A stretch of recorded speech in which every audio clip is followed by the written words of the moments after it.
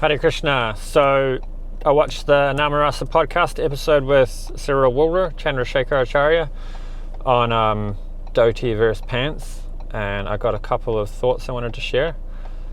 Not sure where to start, but yeah, the first one I guess I'll share is Venkata Bhatta was talking about, he was kind of throwing shade on the Western versus Indian phrasing that's often used in these discussions.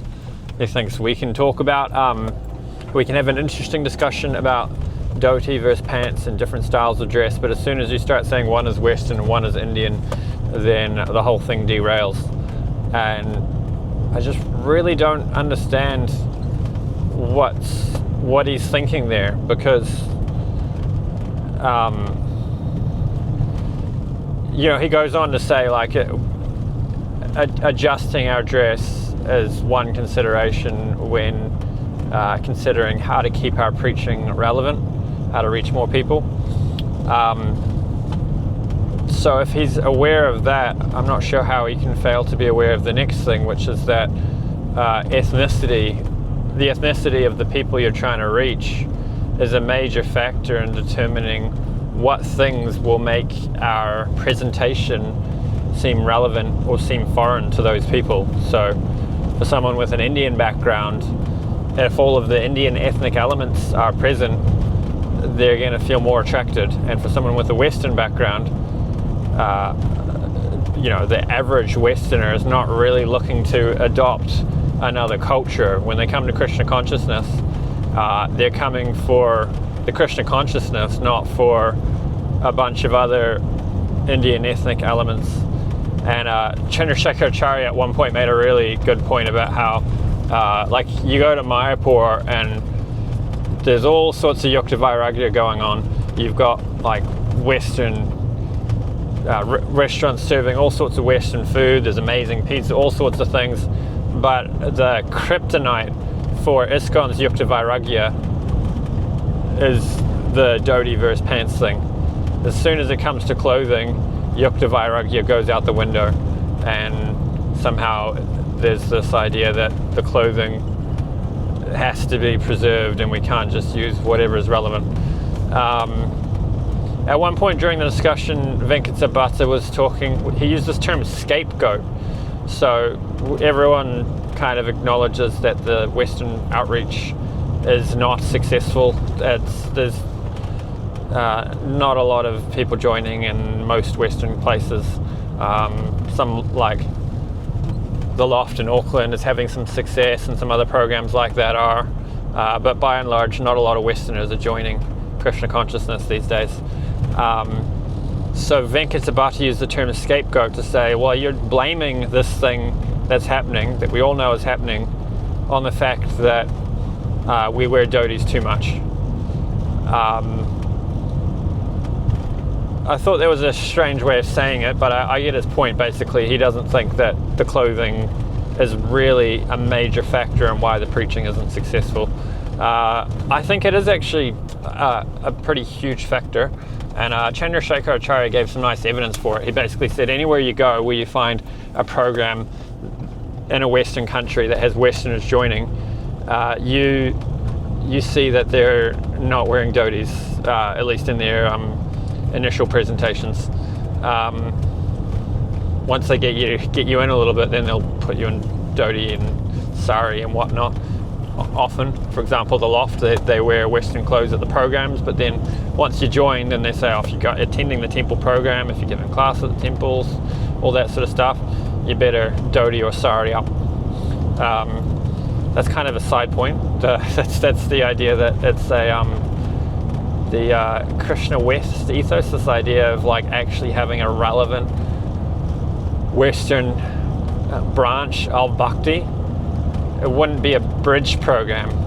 It would be an actual full version of Krishna consciousness, where at no point are they then getting you to jump on board with the 18th or 16th century Bengali dress. You just take on the principles of Krishna consciousness, follow that nicely, and that's all. And I think if we had that in the West, then we would be really successful. But that was a side point. Chandrashekacharya was giving the evidence for this by talking about all these programs. Venkata Bhatta's reply was to say, well, yeah, that's correlation, but is it causation? And that's a fair point.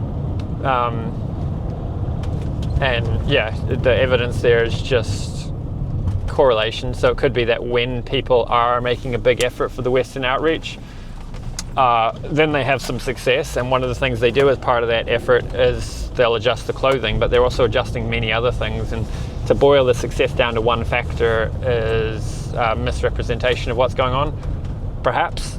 That doesn't stop it from being a major element that we need to adjust. I mean, if all these successful Western programs are happy to adjust the dress, then where's the disagreement? What's the actual objection to Chandrashekacharya's case here that we need to calm down on the Dhoti sari thing and embrace Western dress in order to reach more Westerners? I think there's still evidence there that adjusting the dress is helpful, even if not to the same degree. There could be a disagreement between Venkata Bhatta and Chandrashekacharya on the degree to which clothing makes a difference in Western outreach. But at least with that argument there's no establishment of a reason to disagree that clothing makes some difference. Another point, I think I touched on it, but I didn't really flesh it out. Venkata Bhatta talks about Western. He basically throws shade on the whole concept of Western versus Indian ethnicity. So just don't bring ethnicity into it. I don't really understand where he's coming from here. Like, it could be that he's got an allergy to the idea that some people are focused on reaching Westerners with the preaching. And that upsets him because he likes to focus on reaching Indians. I don't know if that's what he's thinking. Later in the discussion, they did have some talk about how reaching the Indian diaspora is also very important. And sometimes it's said that that's going on very nicely. Leave the temples alone. They're doing a great job. Heaps of Indians and Hindus are joining, and we don't need to worry about that because it's already happening nicely. Venkata Bhatta was saying it's not actually happening that well. It could be happening way better. We need to improve the outreach to the Hindu community. So that's what makes me think that he's concerned with this Dhoti, this push against Dhotis, that it's and introducing these ethnic terms, that it's like maybe he thinks it's somehow racist that Indians joining isn't as valuable as Westerners joining. I don't think that's what anybody's thinking when they say, I think we should reach more Westerners and here's how I think we can do it. I don't think anyone's undervaluing the Hindu population and how important it is for them to be given bhakti. But yeah, maybe that's what Venkata Bhatta is worried about or disturbed by when he says, let's not bring these ethnic terms in. And at one point in that exchange, Chandrashekacharya said he was doing like a postmodern thing, like a deconstructionism of just like pulling apart in a unhelpful academic way these terms of Western and Indian. And I think Chandrashekacharya had a fair point there, because really, if you say Western dress, everybody knows what you're talking about. If you say Indian dress, everybody knows what you're talking about. There's no, in philosophy, we have debates over how many grains of sand in a heap. And you can look at it, if you've got 3 grains of sand, that's not a heap. If you've got 2,000 grains of sand, maybe that's a heap. But what number of sands do you pull away? There's some number where 1 grain of sand being removed makes it no longer a heap. My answer to that kind of philosophical debate is it's you have clear categories, and then you've got marginal cases. So the marginal cases just means we have cases of things that don't fit neatly in either category, but it doesn't mean that we don't have discrete categories. It's like with gender, there's male and female. Oh, but there's intersex conditions. It's like, okay, well, there's people who don't fit in either of those categories neatly. That doesn't mean that we don't have a large majority of the population who fit neatly in both of those categories.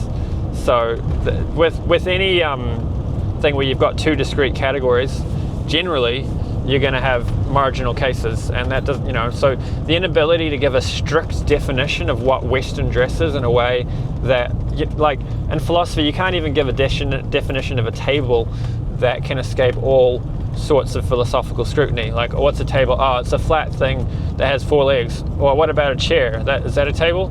Oh no, it's a flat thing that has 4 legs that doesn't have a backrest. Okay, and then you can go on and on with examples of things that fit that definition but aren't a table.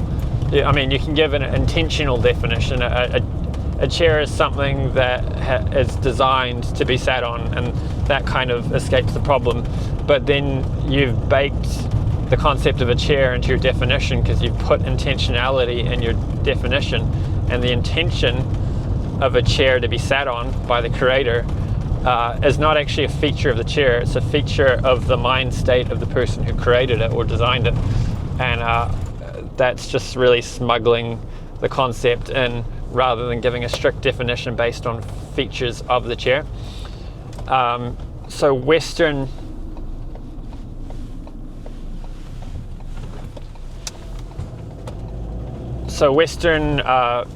versus Indian is like that. You can look at a given style of dress or various other ethnic elements coming from India or coming from America and say this is Western, this is Indian, even if we can't give a strict definition that describes that. I already mentioned how these categories matter because when we're adjusting our presentation in order to reach a particular audience or demographic, the ethnicity of the people we're reaching is a major factor in what's going to attract or repel them from the message that we're sending. I think I'm just about to arrive at a job, so I think I'll carry on recording my other points in a sec. In marketing, they talk about having a client avatar or a customer avatar, and this is like, sort of an idea of who you're trying to target with an ad campaign. And to have effective marketing, you need to narrow in on who are we focusing on with this particular outreach. Now, I need to give a qualification here that this doesn't mean you're excluding other people. Like, I run an electrical business, and we could be, with one ad campaign trying to target a particular customer type with a particular product. But that doesn't mean those are the only people we sell to, and that's the only product we sell. It just means in order to have an effective result with marketing, we get specific. So similarly with spreading Krishna consciousness, we need to, yes, try to reach everybody, but in order to reach people effectively, we need to personalize the outreach, and we're going to do that with broad categories. So one avatar we might be targeting is Westerners, and another might be Indians, and we can get more specific. We're targeting students. Some outreach programs might be targeting women, some might be targeting men, and none of that is discrimination against the people that aren't targeting. It's just that if you want to effectively reach anyone at all, then you've got to be specific and personalize it to a group that you're choosing to focus on at a given time. And the wonderful thing about spiritual life is there's a variety of people, and some people are focusing on some kinds of outreach and others are focusing on other kinds of outreach. So like, for example, in Auckland, there's a wonderful Indian congregation. The temples run quite nicely. There's a lot of Indians joining, and I'm sure they could do better. I'm sure more could be done. But personally, that's not what pulls my heartstrings. I like reaching academics. I like reaching Westerners, and it's just a different focus. And we have a variety of devotees all focusing on different things. And this Krishna West, this this focus on how we need less devotees is a focus on how we can target more Westerners. Yeah, so that was a few points on the ethnic thing and how Venkata was throwing shade on either our ability to distinguish East from West or have clear categories, or he just feels uncomfortable with defining categories in an ethnic way. Either way, I don't understand what he's doing there, but yeah, I think I've commented on that enough. Another thing, Venkata Bhatta gave an analogy at one point about if you went to a Zen Buddhism, a place that teaches Zen Buddhism, like a monastery or a temple, and he gave two examples. One, you went in there and they had the Japanese ethnic elements. Another, you went in there and the ethnic elements from Japan were all missing, and there weren't even many Japanese people. He was making this argument that when you go to a place that's teaching a spirituality that comes from a particular culture, when you find those cultural elements absent, you're going to feel like this is just some weird American version of these teachings. Where's the real teachings? But I don't think that's actually how that analogy works, because what we're claiming to be giving with Krishna consciousness is a spiritual science. And if you went to a place that's like some Japanese people have a medical practice that goes back thousands of years and it'll heal your problems, if they served pizza or sushi for lunch, you're not going to notice a difference. If they're wearing normal Western clothes, you're not going to think anything less of their ability to teach you how to do this Japanese herbal medicine or whatever it is. Similarly, if it's martial arts, you're not going to go there to learning how to fight based on ancient Japanese martial arts teachings and then be disappointed if you find there's not many Japanese people there or there's not many Japanese ethnic elements there. You're just there to learn how to fight, and that's all you want. And if they start pushing a bunch of other things from Japanese culture other than the martial arts on you, you might think, I'm not really here for all that stuff, really. I'm just here to learn how to fight. I'm just getting beat up at school, and I really just want to learn how to defend myself. That's all I'm here for. I think similarly with Krishna consciousness, there's that one thing we're trying to give, which is how to become conscious of Krishna, the spiritual science. And if we bring a lot of other baggage from India with it, some people are going to lose interest as a result of that other baggage, and some people will like the Indian ethnic elements and some people won't. But what we can't compromise on is the mode of goodness. Obviously that has to be there, but the Christians have done a fantastic job of, wherever they go to spread Christianity, taking those elements of the local culture that are compatible with Christian values and just incorporating those alongside Krishna consciousness, rather than bringing a whole lot of other things that aren't actually core to Christianity. Now, of course, we can disagree over whether Christianity is missing out on things that should be core to a religion, but we should all be able to agree that wearing a dhoti or sari isn't really core to being Krishna conscious. What we're trying to achieve here is consciousness of God, not dressing in a particular way. I think I'll wrap it up there. One last point is Namarasa at one point in the podcast says he thinks the real reason Krishna consciousness is not spreading in the way we'd like it to is the lack of purity on the part of the devotees during the preaching. And obviously purity of devotees is a major factor. I mean, just with purity alone, so much can be done. But we also need to consider other factors. I mean, the Hare Krishna explosion that happened when Prabhupada was here and shortly after, a lot of that was because of Prabhupada's purity. But there's also social factors that we can take into account to explain that. For example, there was an obsession with Eastern spirituality at the time. It was the Indians had just started arriving in India in any large numbers, and it was the 60s hippie revolution, which carried on into the 70s. So there was this fascination with Indian spiritual culture, and Prabhupada came at the perfect time to capitalize on that. Prabhupada wasn't the only one who had success as an Indian guru. There were plenty of other gurus that came from India that managed to develop followings, and they weren't all pure, I'm willing to say, and they developed a following despite that because of sociological factors.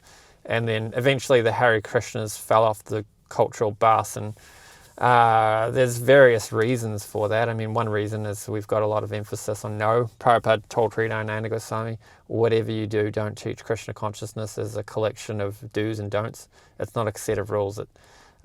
So we could be focusing on the wrong things in our preaching. There's various other things to consider, But this doesn't mean the dress isn't a huge element. I mean, the devotees in the 60s and 70s were successful while wearing Indian dress at a time when a lot of people in the West were obsessed with Indian culture. That's not true anymore.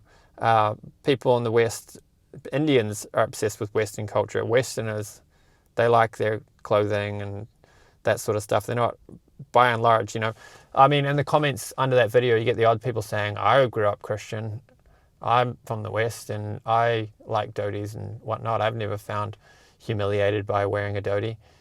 But these people are not representative of the average Westerner.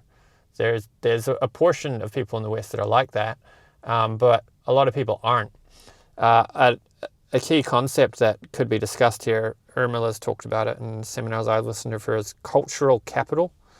When you ask people to join something, the more capital you're asking them to give up, the more barriers there are. This is one reason why young people who don't have any established life are more willing to join. It's because they don't have any cultural capital to give up. They already have nothing, so they're willing to join. Whereas, Prabhupada didn't have many people joining him who were lawyers and doctors and, established people in the world. Most of the people that joined in that early period had no existing career and no families. So they weren't having to give anything up. There are, of course, people who did join and gave a lot up to join. But the more you're asking people to give up, the less likely they are to join, is the point here.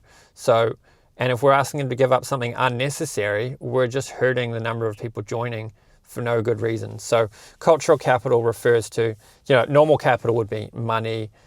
Cultural capital would be things in the society that give you prestige or whatnot, or, you know how to wear pants nicely. You like wearing them. Now you've got to adopt this whole other thing. You've got to adapt to a different culture. That's giving up some cultural capital.